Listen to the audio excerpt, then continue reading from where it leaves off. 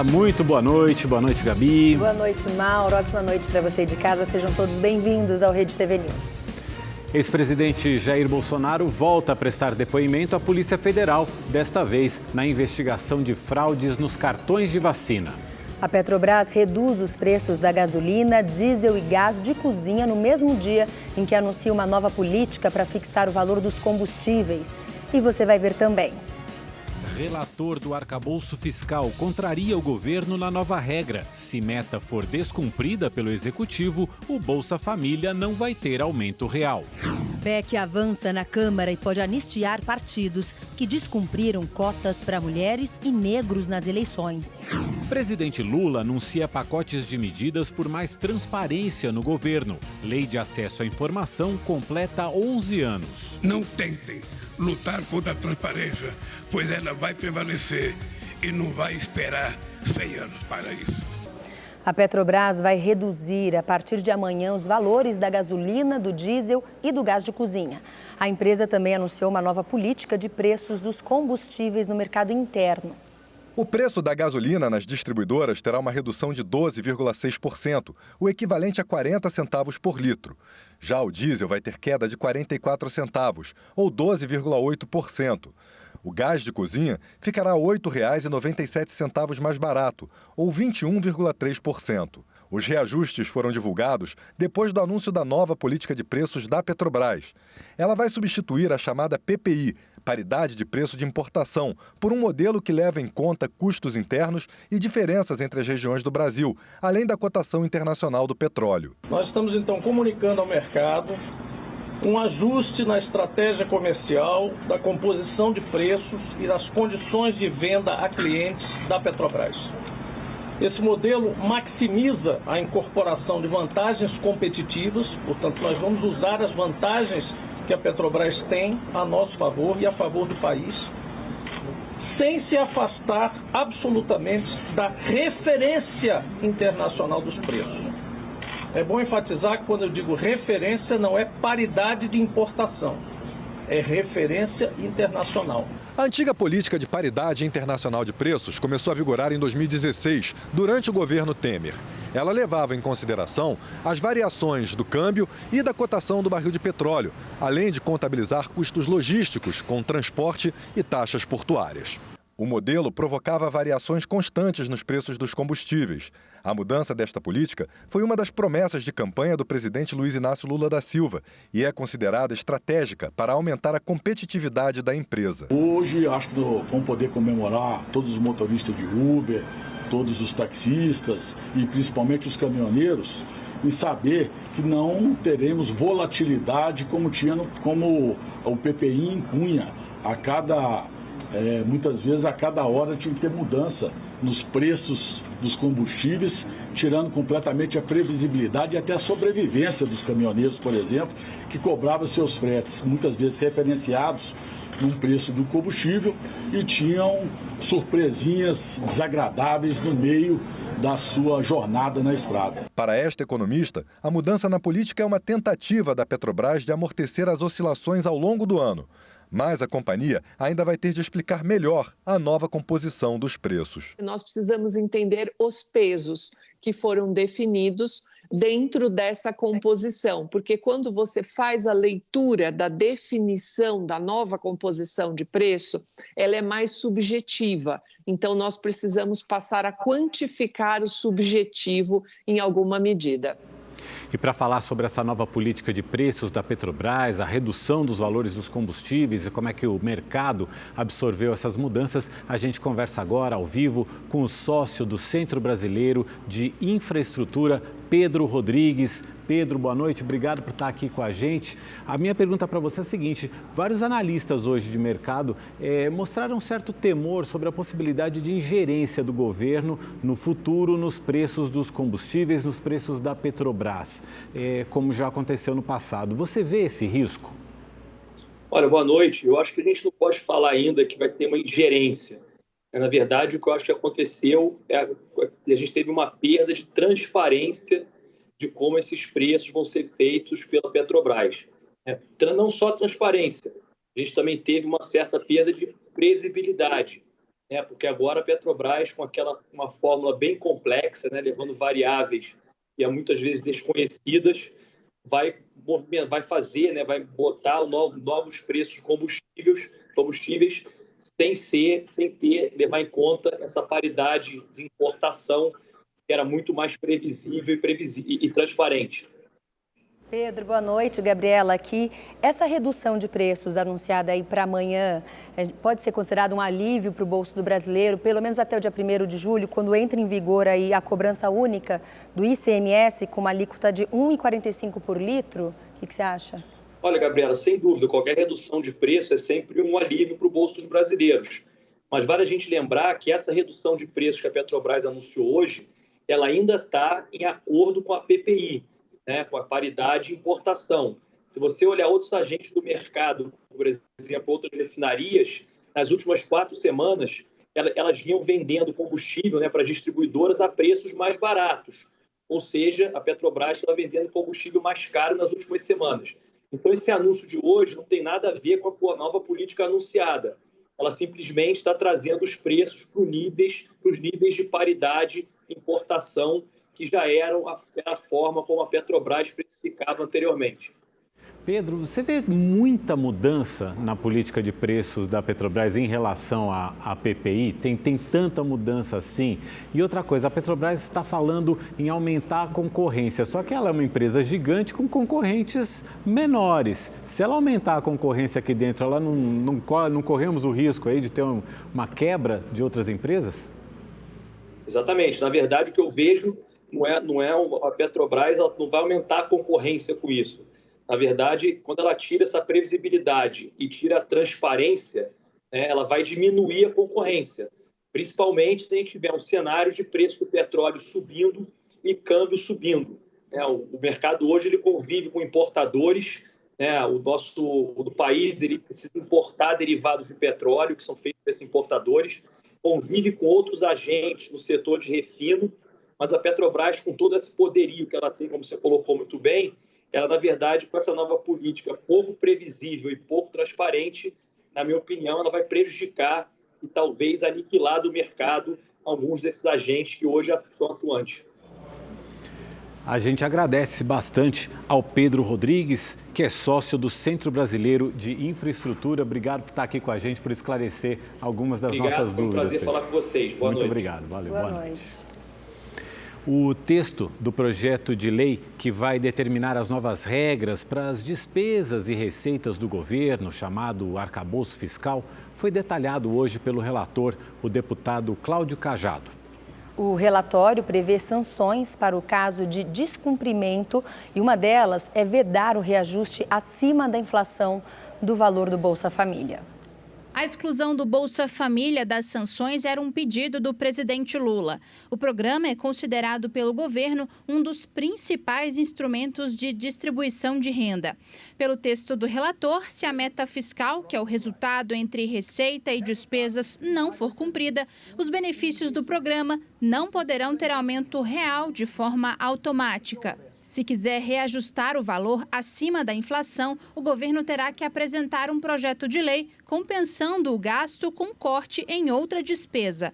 As limitações fazem parte de uma lista de gatilhos que deverão ser aplicados. No primeiro ano de descumprimento, o executivo ficará proibido de adotar medidas que aumentem as despesas obrigatórias, como criar cargos, empregos ou funções públicas, criar ou aumentar auxílios ou benefícios para servidores e conceder incentivos fiscais. Se no ano seguinte a meta também não for cumprida, serão acrescentadas outras proibições, como o aumento de salários no funcionalismo público, a realização de concurso público e contratação de pessoal. Já a política de valorização do salário mínimo, outro pedido do presidente Lula, foi preservada. O salário mínimo, de igual forma, também está excluído da vedação no caso de não cumprimento das metas. Então, a política de valorização do salário mínimo se mantém integralmente e acredito que o texto foi positivo, ele conseguiu fazer com que haja um consenso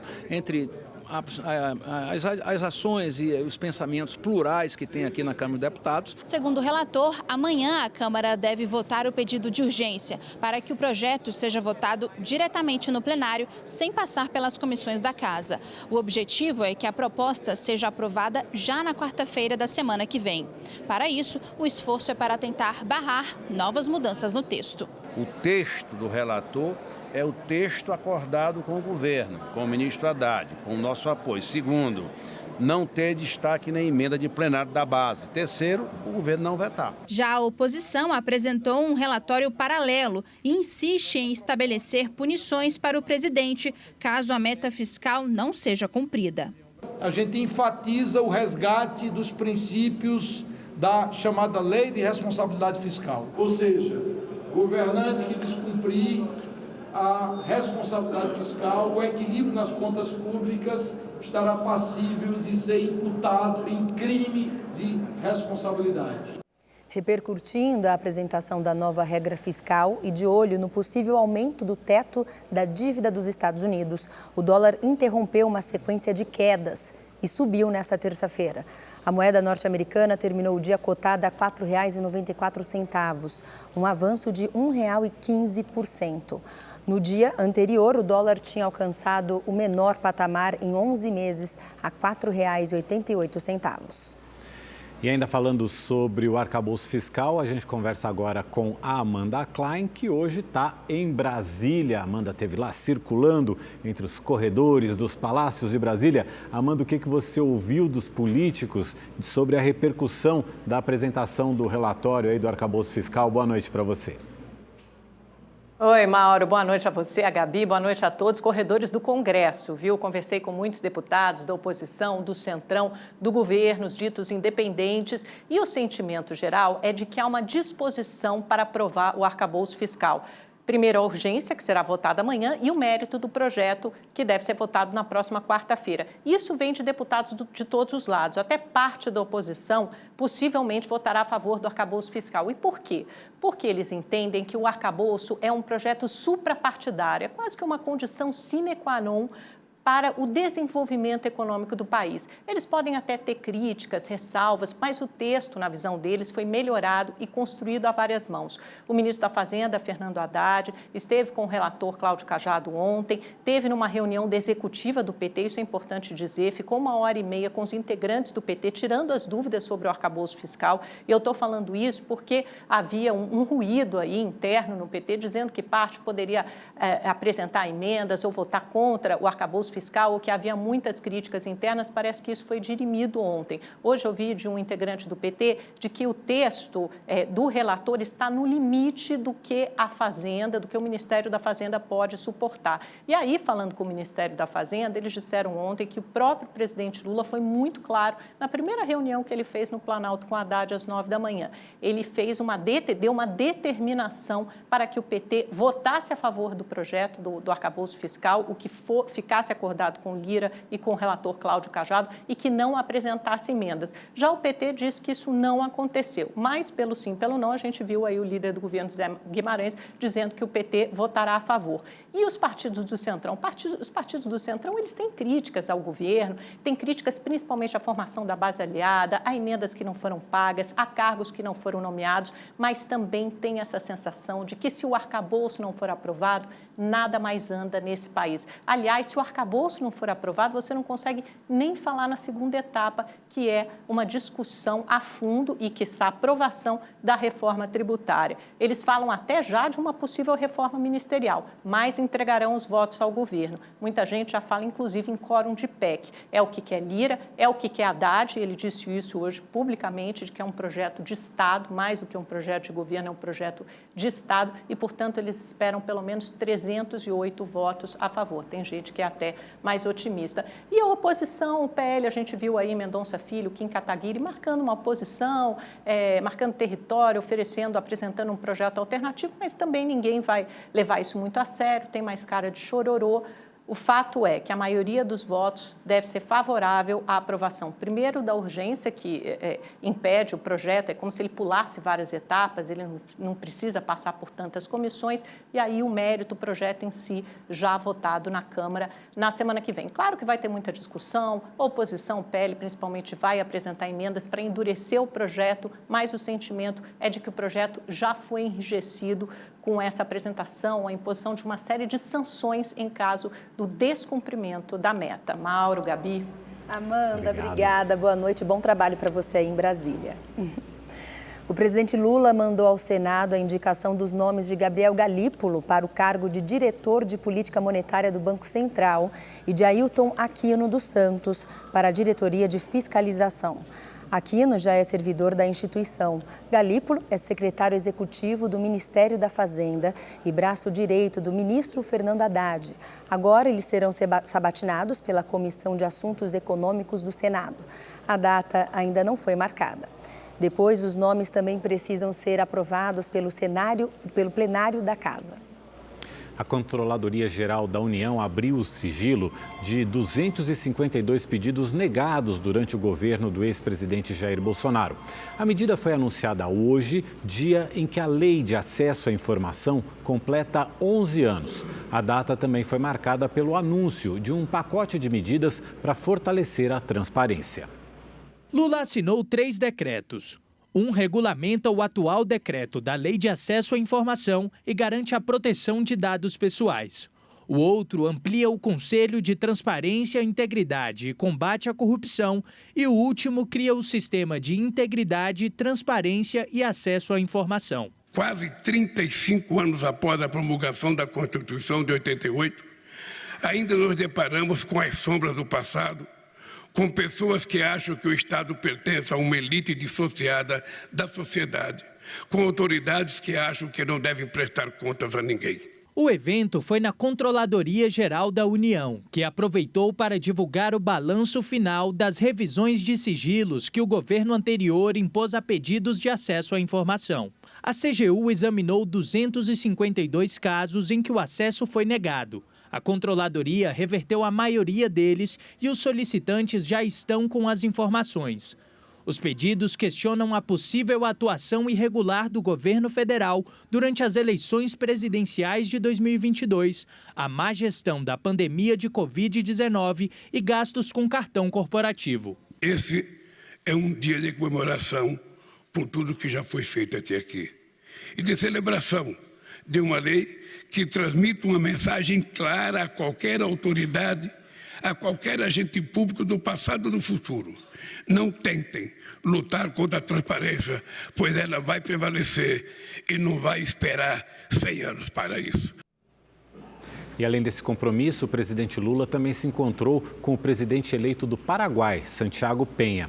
No encontro, eles repassaram alguns dos principais pontos da agenda bilateral, como a cooperação no âmbito da Itaipu Binacional, do Mercosul, a colaboração em projetos de infraestrutura. Na América Latina, o Paraguai abriga a maior comunidade brasileira no exterior, com mais de 245 mil brasileiros.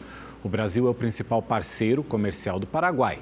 Peña também convidou o presidente Lula para a sua cerimônia de posse, que acontece no dia 15 de agosto.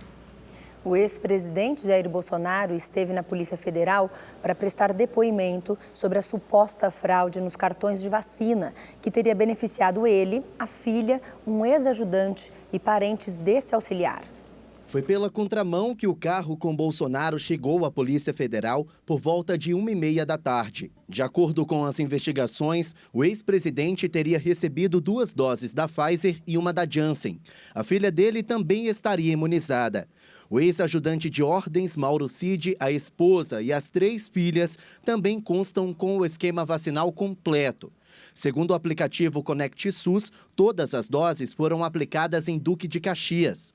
A suspeita é que os dados foram adulterados para que todos viajassem aos Estados Unidos, onde a imunização contra a Covid-19 é obrigatória. O depoimento durou cerca de 3 horas. 4 advogados acompanharam Bolsonaro no interrogatório.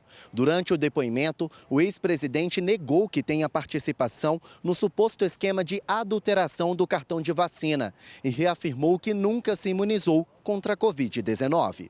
Há 2 semanas, a Polícia Federal cumpriu mandados de busca e apreensão na casa de Bolsonaro e apreendeu o celular dele. Também houve mandados no Rio de Janeiro. Os policiais prenderam 6 pessoas, entre elas Mauro Cid. Ele nega a participação no esquema. Esta é a 3ª vez que Bolsonaro vai à Polícia Federal para depor desde março, quando voltou dos Estados Unidos, onde ficou por 3 meses. O ex-presidente já depôs sobre o caso das joias que a Receita Federal apreendeu e sobre os atos golpistas de 8 de janeiro. O ministro da Justiça e Segurança Pública, Flávio Dino, anunciou que a Polícia Federal instaurou um inquérito para investigar a compra de 19 toneladas de bisteca que seriam destinadas a indígenas durante o governo do ex-presidente Jair Bolsonaro. Segundo denúncia do jornal Estado de São Paulo, as compras foram realizadas pela FUNAI durante a pandemia da Covid-19 e nunca foram entregues às comunidades da Amazônia. Os contratos foram assinados entre 2020 e 2022 e ainda estão em vigor. O Supremo Tribunal Federal começou a julgar hoje mais 250 denúncias apresentadas aí pelo Ministério Público Federal contra os envolvidos nos atos golpistas do dia 8 de janeiro. O primeiro voto foi do ministro Alexandre de Moraes, relator do caso, que decidiu tornar réus os investigados. O julgamento no plenário virtual termina no dia 22 de maio. Até o momento, a Corte tornou réus 795 investigados. Presta atenção nessa história. A Comissão de Constituição e Justiça da Câmara aprovou hoje uma proposta de emenda à Constituição que dá anistia aos partidos políticos que cometeram irregularidades na campanha eleitoral. A gente vai ao Congresso, onde está o repórter Igor Damasceno, ao vivo. Ele tem mais informações para a gente. Essa PEC, né, que passou agora pela CCJ, Igor, ela teve muito apoio dos parlamentares? Boa noite para você. A proposta teve amplo apoio, viu, pessoal? Boa noite a vocês, boa noite também a todos que nos acompanham. O texto aprovado na CCJ recebeu 45 votos favoráveis e apenas 10 contrários. Ele perdoa crimes eleitorais cometidos entre os anos de 2015 e 2022, o ano passado. Entre esses crimes está, por exemplo, o uso indevido de recursos públicos que deveriam ser destinados às campanhas eleitorais. Há casos, por exemplo, de partidos que tiveram que devolver dinheiro porque o utilizaram na construção de piscinas ou mesmo na manutenção de aeronaves. Também serão perdoados aqueles partidos que não respeitaram a cota mínima de recursos para campanhas de mulheres e negros durante as eleições. A presidente do Partido dos Trabalhadores, deputada Gleisi Hoffmann, votou favoravelmente à proposta, mas disse que vai tentar alterar o texto. Vamos acompanhar. Essa é uma matéria muito importante para a vida dos partidos políticos e também para a sua representatividade, principalmente para a representatividade de mulheres e negros. É importante deixar claro que o que nós estamos discutindo hoje nessa comissão é a constitucionalidade da matéria. Se é possível fazer uma emenda constitucional assim ou não. Então, essa constitucionalidade não inclui a discussão do conteúdo. Que o conteúdo, sim, nós temos problemas e temos objeções e vamos apresentar, inclusive, emendas em relação a ela. Já o deputado Chico Alencar, do PSOL do Rio de Janeiro, disse que o Congresso Nacional está legislando em causa própria e lembrou que a PEC desrespeita as leis que o próprio Congresso Nacional aprovou. Acompanhe. É a rotina do desrespeito para com a própria elaboração legislativa. Essa é a 5ª ou 6ª vez em que nós modificamos uma lei quando ela fere os interesses não da população, mas da corporação partido político. Só interessa ao próprio umbigo da casta partidária. Então, isso está sendo, obviamente, rejeitado na sociedade e é incrível, mostrando a dissociação do parlamento com o mundo real, com quem está lá fora, com quem nos colocou aqui. Bom, eu lembro a vocês que o texto ainda precisa passar por uma comissão especial e depois ser votado em 2 turnos no plenário da Câmara dos Deputados. São necessários pelo menos 308 votos favoráveis para a admissibilidade. Voltamos ao estúdio. Igor, obrigada e boa noite para você. Eles criam uma lei eleitoral, aí eles aprovam a lei eleitoral, aí eles descumprem a lei eleitoral, tem sanção. Agora eles querem anistia para a sanção da lei que eles mesmos aprovaram. Pois é. Isso só passou pela CCJ, ainda tem um longo caminho pela frente, mas... É difícil de compreender todo esse... esse... Olha o absurdo dessa história. Começou agora há pouco o julgamento no Tribunal Superior Eleitoral da ação que pode cassar o mandato do deputado Deltan Dallagnol. A Federação Brasil da Esperança, formada por PT, PCdoB e PV e o PMN, apresentaram a contestação que chegou na corte no fim de janeiro. O relator é o ministro Benedito Gonçalves. Os ministros vão decidir se Dallagnol poderia ter disputado as eleições quando ainda respondia a processos administrativos no Conselho Nacional do Ministério Público.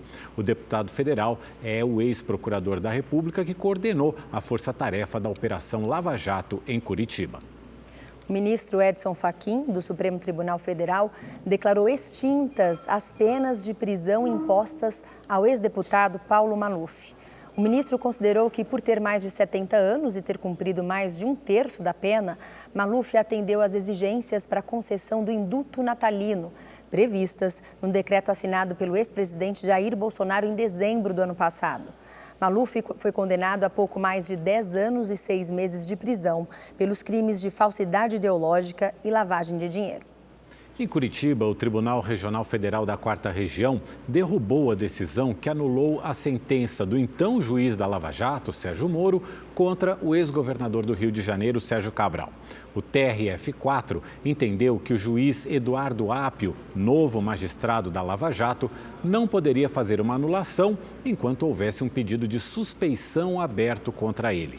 No começo do mês, Apio considerou que a decisão de Moro era parcial. Nesse processo, Cabral tinha sido condenado a 14 anos e 2 meses de prisão. O ex-governador foi solto em dezembro do ano passado, depois de cumprir 6 anos em regime fechado. Ele vai continuar em liberdade. E São Paulo viveu a madrugada mais fria do ano, Mauro, com média de 9,8 graus. E essas baixas temperaturas acabam expondo aí um dos maiores problemas da capital paulista, né? O alto número de pessoas aí que vive nas ruas. Pois é, para ajudar essa população a não sofrer tanto com frio, a Prefeitura e outros grupos realizam ações de apoio. Uma das 10 tendas para entrega de agasalhos, cobertores e água, além de prestação de atendimento médico e aplicação de vacinas, foi montada na Praça da República, na região central de São Paulo. A ideia é diminuir os riscos que as pessoas em situação de rua passam em noites de baixas temperaturas. Estamos ampliando a rede, melhorando as condições tanto de abordagem quanto de acolhimento na rede, inclusive também para aqueles que têm os seus pets, aumentando o número de vagas para que eles possam ser acolhidos junto com seus animais. A tradicional sopa vira recurso para aquecer quem convive com o frio das ruas. A pessoa está nessa situação, né, e de repente tem uma sopinha, um chocolate, um chá. É legal, uma alimentação, né, a pessoa tá desprevenida, não tem um dinheiro para comer alguma coisa, então aqui é bom. E o apoio continua pela manhã. Essa casa recebe centenas de pessoas todos os dias. A maioria das atividades acontece aqui nesse salão. Nesse momento, por exemplo, algumas pessoas em situação de rua estão recebendo roupas e agasalhos naquele local. Ali no outro canto do salão está acontecendo uma oficina de arte. Essas cadeiras estão posicionadas porque é aqui que os grupos de oração se reúnem. E também aqui acontecem terapias de grupo. Aqui é servido o café da manhã. Segundo os voluntários, as pessoas não vêm aqui somente para receber um café da manhã. É muito mais do que café com leite, pão e manteiga.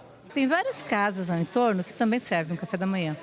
Quem está aqui, ela está procurando algo a mais, né? Tanto é que a gente começa o dia com a oração da manhã, onde tem a recordação da vida e eles podem falar um pouco da sua vida, dos seus sonhos, suas dores, suas alegrias, suas perdas. Aqui eu encontrei muito carinho, muito acolhimento através das pessoas, dos voluntários que dão a vida deles aqui, que não recebem nada e tratam a gente com bastante carinho. Por isso que eu gosto de vir aqui, eu me sinto bem eu vir aqui, né? Nesta padaria são produzidos 3.000 pães por dia. O destino, as ruas.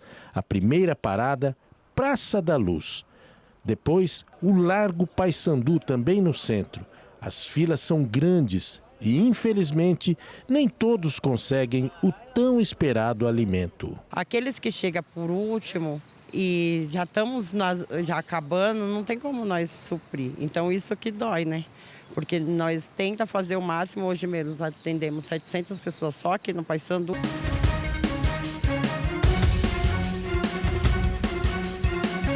Uma grávida foi atingida por um carro num viaduto no centro de São Paulo e caiu de uma altura de 10 metros. A queda foi amortecida por um veículo que estava estacionado. A gestante teve ferimentos na perna e na cabeça e foi levada de helicóptero para o hospital. Segundo a polícia, o motorista desviou de um carroceiro, perdeu a direção e prensou a jovem contra o gradil do viaduto, que cedeu. O estado de saúde dela não foi divulgado. Um forte tiroteio aterrorizou moradores do Complexo da Penha, na zona norte do Rio de Janeiro. Um homem foi baleado dentro de casa e ficou com medo de sair para pedir socorro.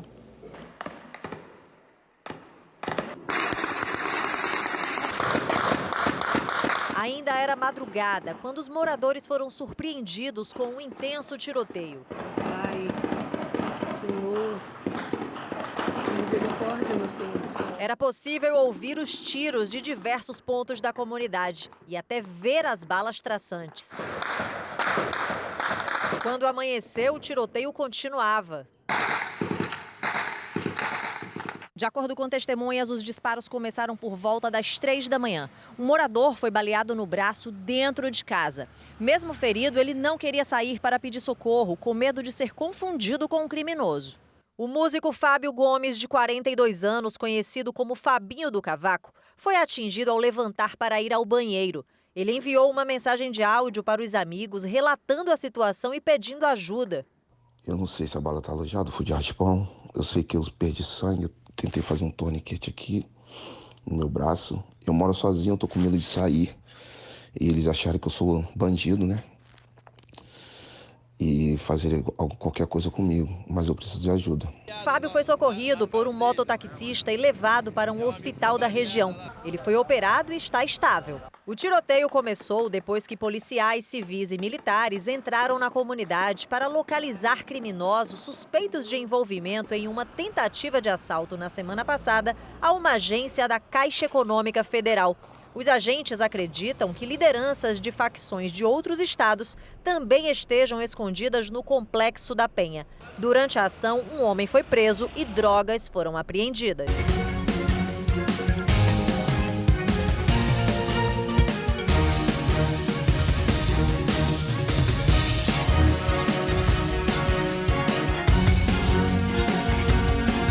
Rede TV News está de volta para falar de educação e a informação não é animadora. O Brasil ficou entre os últimos colocados numa avaliação global da leitura dos alunos do ensino fundamental. Em matéria de ler e compreender um texto, os alunos do Brasil estão com nota baixa. De acordo com uma pesquisa realizada pela Global Peers, o Brasil, neste quesito, ocupou a posição de número 52 entre os 57 países. O teste internacional avaliou a capacidade de leitura dos alunos do 4º ano do ensino fundamental em 2021, durante a pandemia. No contexto da realidade brasileira, nós podemos levantar uma hipótese bastante plausível que essas crianças são as crianças mais pobres, as crianças negras, as crianças indígenas das zonas rurais, que foram as crianças mais afetadas pela pandemia e que são as crianças que efetivamente têm mais dificuldade para ter o seu direito de aprender garantido. Com 419 pontos, pouco acima da pontuação mais baixa da escala, o Brasil ficou à frente apenas do Irã, Jordânia, Egito, Marrocos e África do Sul. Quase 62% das crianças têm muita dificuldade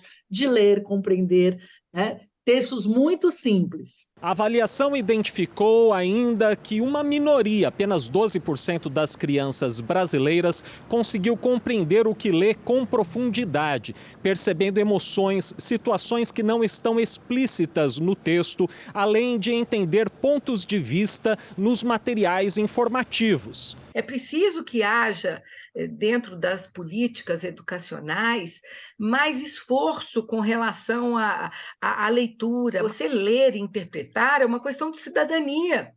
Isso te favorece em todos os aspectos. Preparar uma criança para a leitura é preparar um adulto também para o mercado de trabalho, para melhores relações sociais, para a convivência, não é isso? Para o entendimento da vida. Os educadores acreditam que reverter essa situação é possível e, para isso, a leitura deve ser estimulada dentro e fora da escola. É preciso um trabalho pedagógico efetivo que considere contexto, realidade, território e muitas vezes nós ainda não conseguimos fazer isso. É por isso que essas crianças são as mais afetadas. Então, nós temos no Brasil o que chamamos de desigualdades educacionais, né, que precisam urgentemente serem enfrentadas.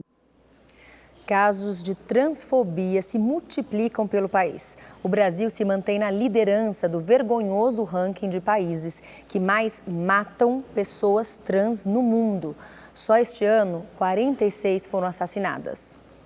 Ainda abatida, Lisa Gomes, repórter da Rede TV, conta sobre um constrangimento que passou no último sábado durante a preparação para uma entrevista com um cantor sertanejo. Eu estava trabalhando quando isso aconteceu e eu me senti muito invadida. Eu me senti da pior forma possível, sabe? Eu me senti desrespeitada, porque eu sou uma mulher. Eu sou uma mulher e sou uma mulher trans. E eu quero respeito como qualquer outra pessoa. Este é apenas um de vários crimes de transfobia praticados todos os dias no território brasileiro. Mais triste ainda quando a gente sabe que essas pessoas, principalmente as mulheres travestis e transexuais, elas não têm oportunidade de emprego. Somos seres humanos. São pessoas que sentem dor, que sentem frio e muitas vezes são abandonadas pela própria família.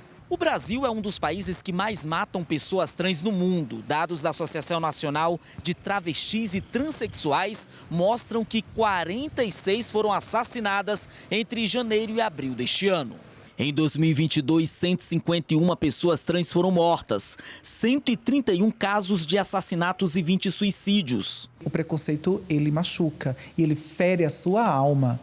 Ele faz com que você se sinta a pior pessoa do mundo. Além dos homicídios, existem os casos de importunação e perseguição. Em 8 de março, Dia Internacional da Mulher, o deputado federal Nicolas Ferreira, do PL Mineiro, vestiu uma peruca durante uma sessão solene em homenagem às mulheres na Câmara dos Deputados e se referiu às trans em tom de deboche. A atitude provocou revolta e vários parlamentares apresentaram notícia-crime contra o político no Supremo Tribunal Federal. Entidades de defesa dos direitos LGBTQIAPN+, também acusam um deputado de transfobia. Nicolas já responde por outro caso semelhante. Em fevereiro, chamou uma deputada trans de ele. Esta psicóloga diz que a transfobia é um ataque à autoestima das pessoas de gênero e que a aceitação do outro é muito importante. O que a gente vê, né, numa transfobia é justamente um não reconhecimento, uma não aceitação, né? É algo, então, que vai no sentido de desconstruir o que essa pessoa, né, transexual, travesti, né, está tentando expressar. Afirma ainda que, além de procurar ajuda profissional, é essencial a busca de apoio em grupos semelhantes. Acho que grupos organizados de pessoas trans, de pessoas LGBT, porque o grupo, ele legitima aquilo que a gente sente, né? No grupo a gente encontra pessoas com experiências parecidas com as nossas. E há 10 anos, os cartórios de todo o país passaram a celebrar a união civil homoafetiva após uma determinação do Conselho Nacional de Justiça. Nesse período, os casamentos entre pessoas do mesmo sexo quadruplicaram. Luciano e Wesley estão juntos há 10 anos e a união civil no cartório foi oficializada em 2017. A gente avisou a família toda com 1 ano de antecedência para preparar todo mundo para esse momento. A celebração teve festa também. O álbum do casamento está recheado de lembranças desse momento tão especial na vida dos dois. Isso é muito importante, estarmos juntos e podermos fazer as coisas como todas as pessoas, não importa a opção sexual. Os cartórios passaram a celebrar casamentos homoafetivos em 2013. A determinação do Conselho Nacional de Justiça veio depois que o Supremo Tribunal Federal considerou que é ilegal negar a união civil entre pessoas do mesmo sexo. Antes de 2013, dessa resolução do CNJ, era necessário que eles ingressassem com uma ação judicial. E a justiça que decidia. Em 10 anos, o número de casamentos homoafetivos nos cartórios quadruplicou. Passou de 3.700 em 2013 para quase 13 mil em 2022. O levantamento é da Associação Nacional dos Registradores de Pessoas Naturais.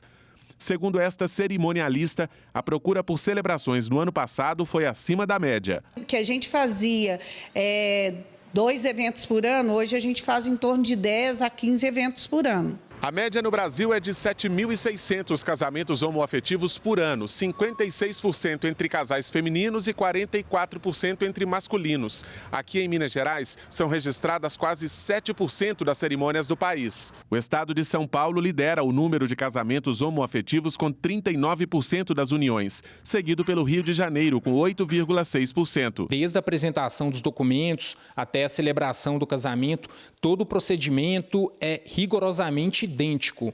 Não pode ter nenhum tipo de distinção de tratamento. Para solicitar a união civil, os noivos devem comparecer ao cartório com certidão de nascimento, identidade, comprovante de residência e 2 testemunhas maiores de 18 anos.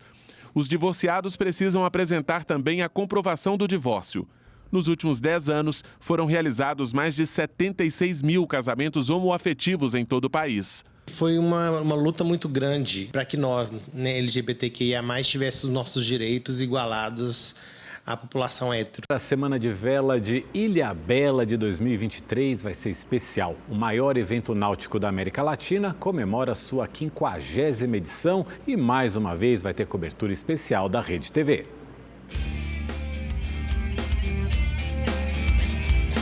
Faltam pouco mais de 2 meses para Ilhabela receber os maiores velejadores do país e da América Latina. Neste ano, edição de número 50 do evento, mais de 100 barcos já estão inscritos para a competição que movimenta a cidade do litoral norte paulista.